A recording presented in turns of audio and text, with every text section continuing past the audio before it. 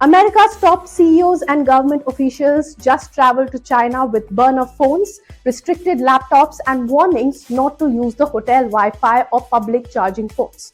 Not because of a movie style spy operation, but because the United States genuinely believes that any device entering China could potentially be monitored, hacked, or compromised. And that is what makes Donald Trump's Beijing summit so fascinating. Behind the red carpets, diplomatic handshakes, and billion-dollar trade discussions, there was an invisible cybersecurity war happening in the background.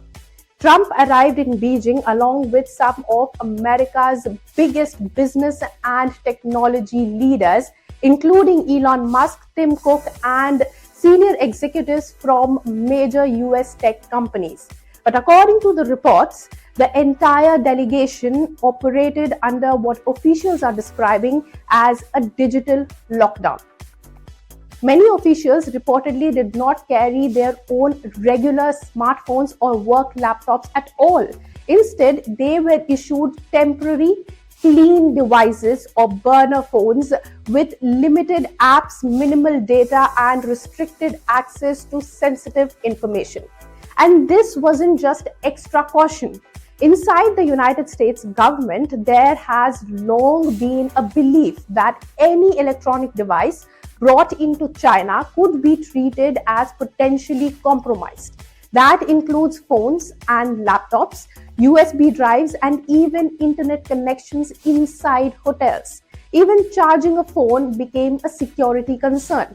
US officials were reportedly warned not to use public charging stations or unknown USB cables because they could secretly transfer malware or steal information while charging a device, something cybersecurity experts call juice jacking.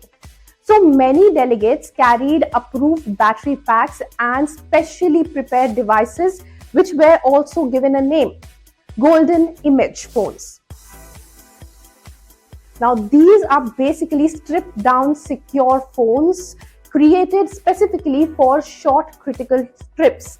Now, they contain only essential software, and after the visit, cybersecurity teams inspect them to see if anything was downloaded, altered, or infected during the travel.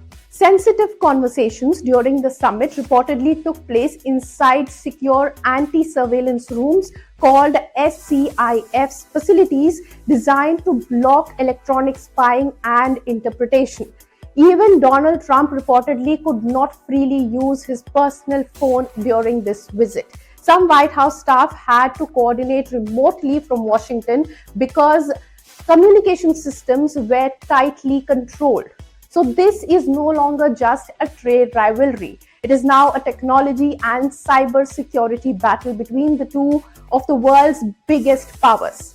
For years, Washington has accused China-linked hackers of targeting American telecom systems, infrastructure, companies, and even government agencies. China denies all those accusations and says that the US itself has a long history of global surveillance.